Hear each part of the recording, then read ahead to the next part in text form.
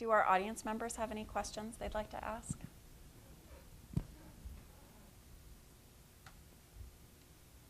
I warned you. There are questions over here.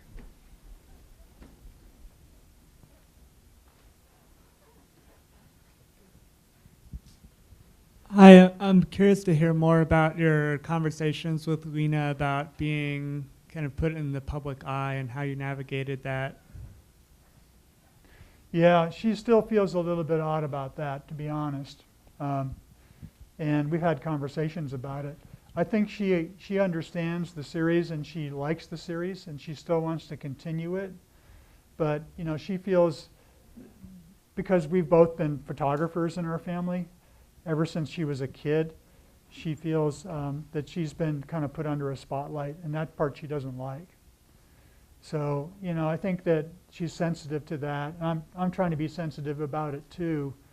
But at this point, you know, she's an artist, and she's a graduate student in our art program. She's a fiber artist, and I think she understands the value of the work a lot, and she wants to participate, but she still feels a little bit odd about it. Emily, do you have anything more you want to say about that?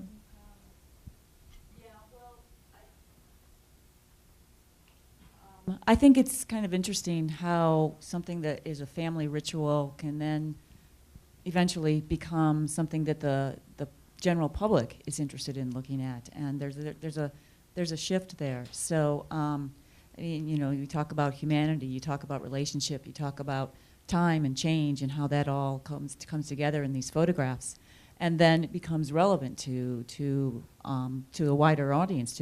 It's a universal type of thing. So I think that Lena understands that, but sometimes it is difficult to be the one in them still. I think you still kind of look at yourself and, well, yeah, I don't really like the way I look there, but it's a good picture. She's really sensitive to the part where she was a teenager, I think. And, you know, we had a discussion about this a couple weeks ago, and, you know, I was saying the thing I really like about this series is how much she changes from the beginning, and how I'm not changing that much. I mean, to me, it's about time and generations and life, and, you know, I'm not changing that much, really. I mean, she's changing, compared to her, she's changing a lot. Then at a certain point, and we're starting to cross over, because she's starting to stabilize as a young woman, and she's not changing as much every year. But I'm getting older and I'm changing more. And I think that's to me, the beauty of the thing, you know, of seeing this life kind of cross over. And I want to keep it up because I want to acknowledge that I'm getting older. I want to acknowledge that that's my life. And we talked about that as a kind of sense of mortality, and she really just didn't like it. She kind of broke down. She didn't like the idea of me dying, you know. And I'm not dying, but I'm just saying that I'm getting older, you know. But that's something that's difficult for her. But, you know, that's what I think makes the power there in the series. I additionally think that there's an element. I liked what Emily said about it having these universal overtones, because I also think it's very much about parenting and about a parent-child relationship. I was saying to my kids, when I look at you, I see all the ages you were. You know, I look at my 9-year-old daughter and I think about the infant she was and the toddler she was and the 5-year-old she was. Whereas I think our kids look at us and we're the tree, right? We're the rock. We're the constant to them until that role someday shifts and they begin to care for us. And then all of a sudden we change, right? We go from being the rock to being something that they have to grapple with. And I mean, I think I think the ways in which that project can drive at those ideas makes it incredibly powerful.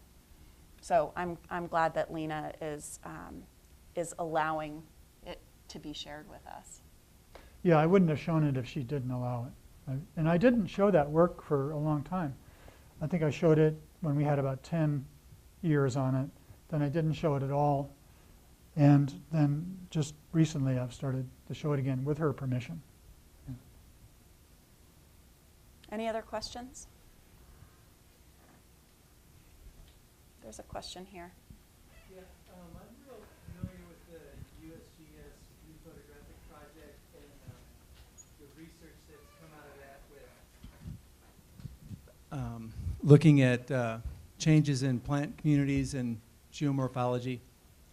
So that has a real solid purpose that I can understand. And I've always wondered, I don't mean this insulting at all, but what was the purpose of your initial foray into, what was the seed that really drove this early rephotographic project for you?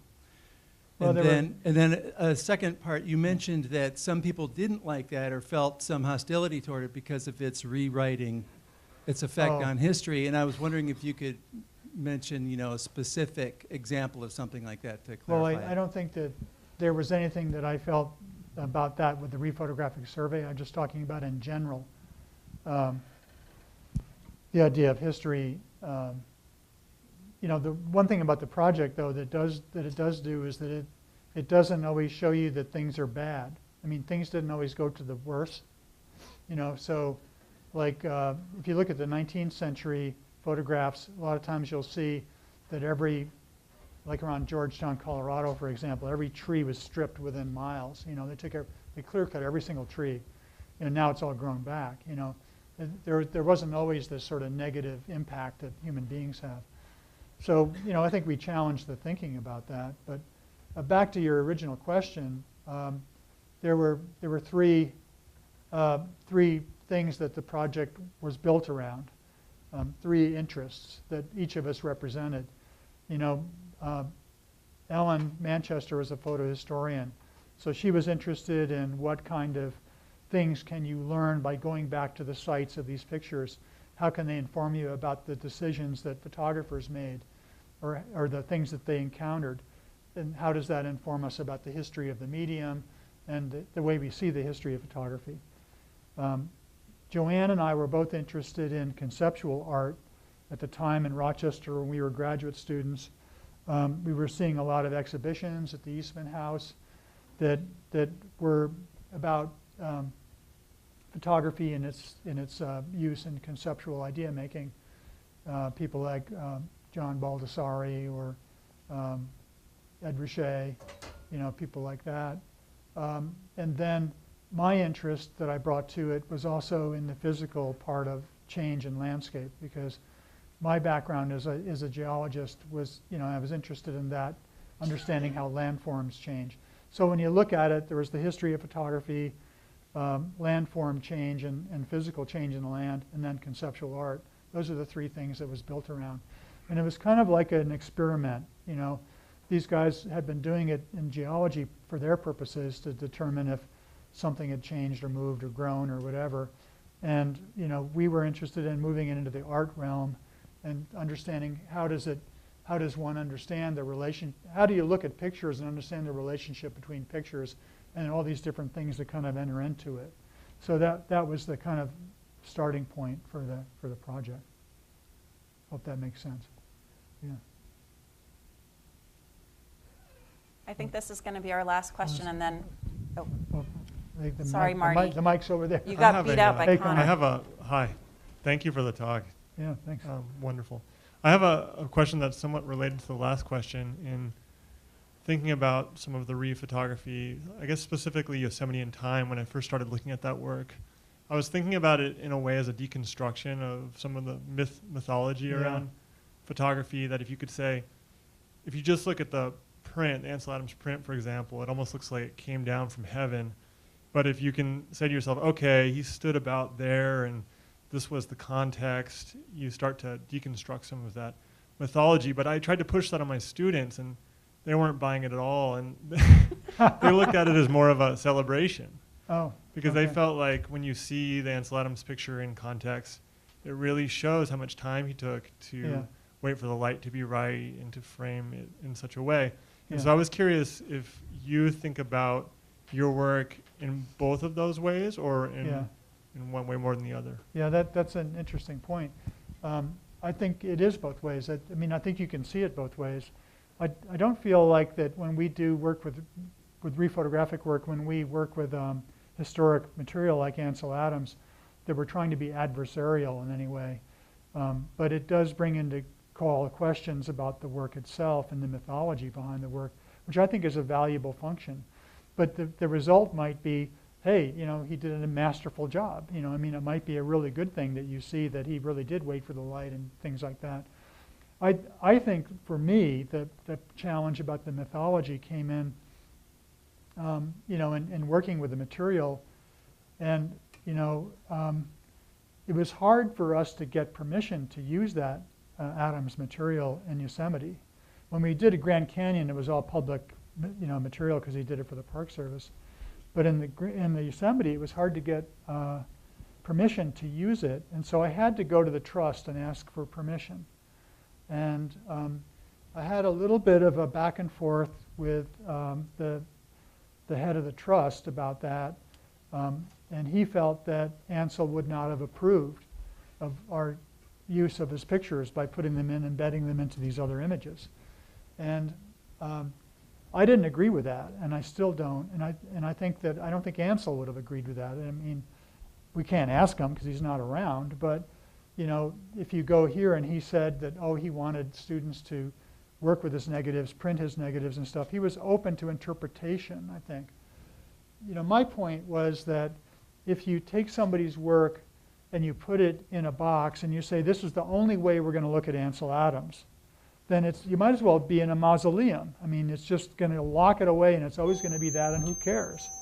I think by taking it out of the box and bringing it into the contemporary dialogue and actually examining the work, you're taking it and putting it into the present day, and I think that's one of the most, that's one of the best things you can do with a work. I mean, it's one of the highest compliments you can pay to someone is to say that your work is still relevant to a conversation.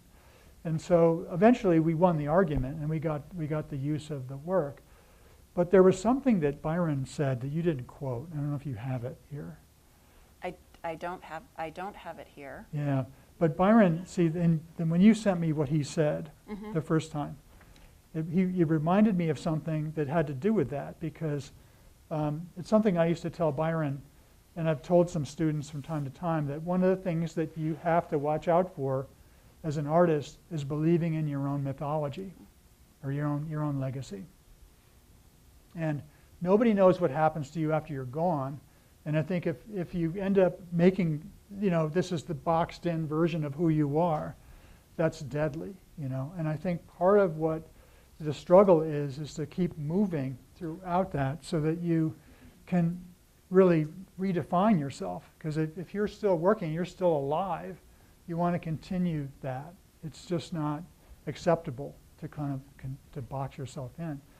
So that idea of questioning the legacy or questioning that mythology is not adversarial in the way. It's actually saying that that's kind of what he wanted. I mean, that's what we all want, And if you come to the conclusion that, he was a master at the light and the print, well, so be it, If you also say, yeah, but he stood on top of his car in a parking lot to make that picture that looks primordial, that's true too, I mean, it's all true. I mean, that's the great thing about it. And it's just, it's kind of cool. Yeah. So, I mean, if I can expose that, I think it's wonderful, Yeah. Excellent. Well, Mark, thank you so much for such Right. an interesting Thank you, everybody, for coming. conversation. Thank you. Appreciate it.